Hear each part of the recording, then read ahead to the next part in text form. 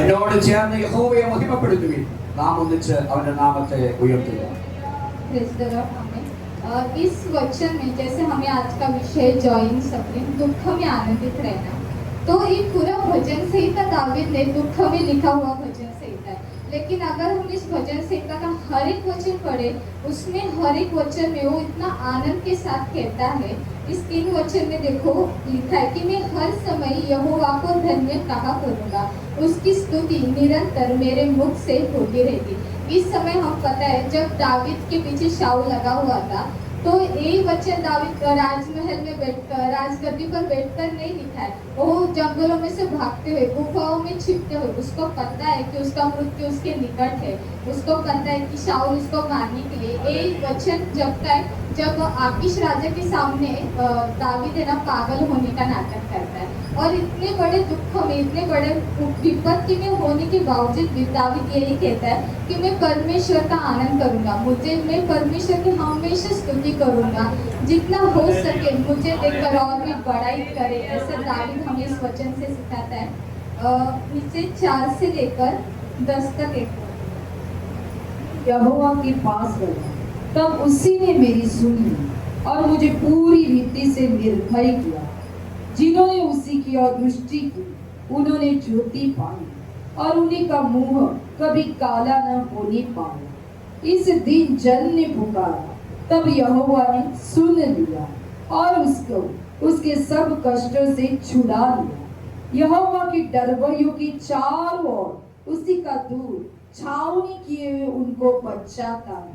परख कर देखो कि यहोवा कैसा भला है, क्या ही धन्य है वह पुरुष जो उसी की शरण लेता है। हे यहोवा के पवित्र लोगों, उसी का भय मानो, क्योंकि उसके डरवैयों को किसी बात की घटी नहीं होती। जवान सिंह को तो घटी होती और वे भूखे पे रह जाते हैं, परंतु यहोवा की खोजियों को किसी भली वस्तु की घटी ना होगी। ആമേൻ. 4 മുതൽ 10 വരെയുള്ള വാക്യങ്ങളാണ് വായിക്കുന്നത്.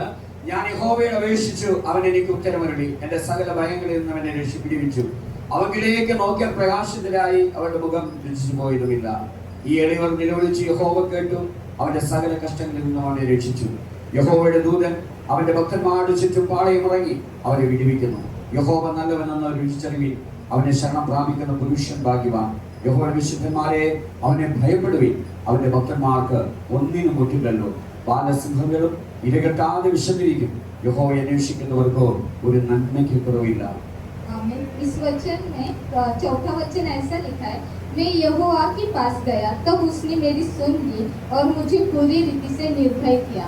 दावीद ये वचन लिखते हुए उसको परमेश्वर ने अभी तक छुड़ाया नहीं है। वो अभी भी भाग रहा है जंगलों में से, अभी भी शाऊल उसके पीछे है। फिर भी ये जो वचन है दावीद अपने अनुभव से नहीं तो अपने विश्वास के द्वारा दर्शनों को देखकर ये दावीद वचन कहता है। उसको पता है कि शाऊल अभी भी उसके पीछे है उसको मारने के लिए, तो क्या कर रहा है, विश्वास कर रहा है। जैसे मरकुस में भी ये लिखा है 11:24 में कि जो कुछ प्रार्थना में मांगो उसकी प्रतीति करो कि हो गया है। वैसे दावीद ये भी लिखता है कि परमेश्वर मुझे छुड़ा लेगा, परमेश्वर मुझे हर एक विपत्ति से बचाएगा, परमेश्वर मुझे अपने शत्रुओं के हाथ से छुड़ाएगा। ये वो सब कुछ ना एक विश्वास के द्वारा दर्शन देकर कहता है। बहुत बार हमारे जीवन में कैसे रहता है कि जो कुछ विषय है ना, ये विषयों में विश्वास करना जवानों के लिए विशेष करके बहुत कठिन बात है। वो हमेशा हर एक चीज़ों में डाउट करके होगा या नहीं होगा, कैसे होगा, जॉब के विषय में हो, कुछ भी हो, फ्यूचर हो, हमें एक डाउट रहता है कि क्या परमेश्वर मेरी बात सुनेगा, परमेश्वर मेरी प्रार्थना सुन रहा है या नहीं। ये हर एक डाउट हर एक के जीवन में, विशेष करके जवानों के जीवन में तो रहता ही है। लेकिन इस वचन के द्वारा हमें ये सीख मिलता है कि जो हम मांगते हैं हमें दर्शन देखना है। विशेष करके हमें जॉब है तो ऐसा हमें दर्शन देखना है कि परमेश्वर ने हमें अच्छा जॉब दिया है। हमें ये विश्वास करके दर्शनों को देखकर हमेशा परमेश्वर के लिए जो हमें जो कुछ मांगा है वो परमेश्वर ने हमारे लिए पूरा किया है। यह विश्वास हमेशा हमारे जीवन में होना चाहिए। इसमें 10वां वचन ऐसा कहता है, जवान सिंह को तो घटी होती और वे भूखे भी भी रह जाते हैं, परंतु यहोवा की खोजियों को किसी भली वस्तु की घटी न होगी। इस समय दावीद को घटी ही घटी, उसके पास कुछ भी नहीं है, फिर भी वो कह रहा है मुझे किसी भी भली वस्तु की घटी न होगी। वैसे हमारे जीवन में जब कोई कभी घटी आए तो हमें विश्वास होना चाहिए कि परमेश्वर हमें कोई भी घटी नहीं दिया है। और हम एक वचन पढ़ेंगे, तो इसमें 11वां वचन हम पढ़ेंगे। हे लड़कों, आओ मेरी सुनो, मैं तुमको यहोवा का भय मानना सिखाऊंगा। आमीन। इस वचन में अभी हमने जो 10 तक पढ़ा, 10 तक हमें ये वचन सिखाते कि आए हुए कष्टों में, आए हुए दुखों में हमें आनंदित रहना। हर बार हम तय तो करते हैं, हम आनंदित रहना चाहते हैं। बहुत बार हमारे जवानों के जीवन में आने वाले टेम्पटेशंस रहते हैं। कभी कभी हम बहुत निर्णय लेते हैं कि आपसे मोबाइल ज़्यादा यूज़ नहीं करेंगे, हम बुरी संगति में नहीं जाएंगे। हर एक बातों में हम प्रयत्न तो करते हैं, ऐसा नहीं कि प्रयत्न नहीं करते, लेकिन ना वो प्रयत्न कभी सफल ही नहीं हो पाता। जितना हम उसको कोशिश करें, हम टेम्पटेशन कम करने के लिए, कंट्रोल में हर एक बात करने के लिए, उतना वो बढ़ता जाता है। हमें उतना वो बुरी बात की आदत ज़्यादा लगने लगती है। वो ऐसा आदत हमें क्यों लगता है, उसका भी एक कारण है, क्योंकि हम ना हमारी बुद्धि और हमारी शक्ति से सोचते हैं कि मैं अभी निर्णय जैसा लिया है वो करूँगा। हमारे निर्णय पर ना हमारी शक्ति का हम इस्तेमाल करते हैं, हमारी बुद्धि का इस्तेमाल करते हैं। लेकिन 11वां वचन कहता है, हे लड़कों, आओ मेरी सुनो, मैं तुमको यहोवा का भय मानना सिखाऊंगा।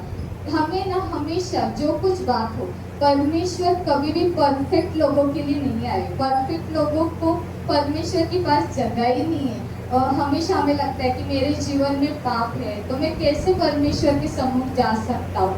मतलब बराबर है, पवित्रता ही होनी चाहिए, लेकिन पवित्रता एक दिन में या जब से हमने उद्धार बपतिस्मा लिया तब से हमारे जीवन में नहीं आ सकती। हर एक दिन हमें उसमें बढ़ना है, तो उसमें हमें क्या करना है, हर समय परमेश्वर के पास जाना है। परमेश्वर हमें हर एक बातें सिखाएगा। हमारे जीवन की जो कुछ बातें हो, जो कुछ पाप हो या कुछ भी हो, हमें कुछ ऐसी बातें रहती है हम माता पिता को भी नहीं कह सकते, हमारे दोस्तों को नहीं कह सकते, लेकिन ये बातें हम परमेश्वर के सामने तो कबूल कर सकते कि परमेश्वर मुझसे नहीं हो सकता, मैं इन बातों में अपने आप को कंट्रोल नहीं कर पाता हूँ, मुझे नहीं होता है। बहुत सारे बच्चों को प्रार्थना में मन नहीं लगता, संगति में आने को अच्छा नहीं लगता, तो इन बातों को भी हम परमेश्वर से कह सकते कि परमेश्वर मुझे आपकी प्रार्थना में आने को नहीं मन लगता। तो परमेश्वर ही हमें ये बातें सिखाएगा, क्योंकि हमारी शक्ति से, हमारी बुद्धि से नहीं। तो जब परमेश्वर का आत्मा हमें सिखाएगा तभी ये सारी बातें संभव हो सकती है, तभी हम हमारे शारीरिक हो या सांसारिक अभिलाषा में विजय प्राप्त कर सकते। ये तो पूरा हो गया कि हमें हमेशा परमेश्वर में अगर आनंदित रहना है तो हमें उसके पास जाना पड़ेगा। तब परमेश्वर हमें आनंदित कैसे रहना है ये सिखाएगा। अभी नीचे के वचनों में हमें प्रभु में आनंदित तो रहना है, लेकिन आनंद बहुत लोगों को सुख हो या दुख हो हमेशा निराशा में वो जीवन जीते। ऐसा कारण क्या है कि लोगों के जीवन में दुख हमेशा क्यों आता है, क्यों उनके जीवन में हमेशा कष्ट विपत्ति। बहुत बार क्या होता है ना, हर एक अच्छी बातें चलती फिर भी उनका मुंह देखेंगे तो हमेशा निराशा वाला, उनके जीवन में कभी भी कोई आनंद ही नहीं होता। तो नीचे तो हम 12 से लेकर 15 तक 16 तक हम पढ़ेंगे। वह कौन मनुष्य है जो जीवन की इच्छा रखता है और दीर्घायु चाहता है ताकि भलाई देखे, अपनी जीभ को बुराई से रोक ले और अपने मुंह की चौकसी को कि उसमें से छल की बात ना निकले। बुराई को छोड़ और भलाई को, मेल को ढूंढ और उसी का पीछा कर। यहोवा की आंखें धर्मियों पर लगी रहती है और उसके कान उन्हीं की दुहाई की ओर लगे रहते हैं। यहोवा बुराई करने वालों के विमुख रहता है ताकि उनका स्मरण पृथ्वी पर से मिटा डाले। धर्मी दुहाई देते हैं और यहोवा सुनता है और उनको सब विपत्तियों से छुड़ाता है। ആമേൻ.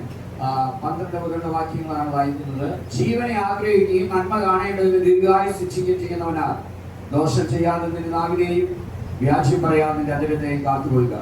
ദോഷം വിട്ടകന്ന് ഗുണം ചെയ്യുക, സമാധാനം അന്വേഷിച്ച് പിന്തുടരുക.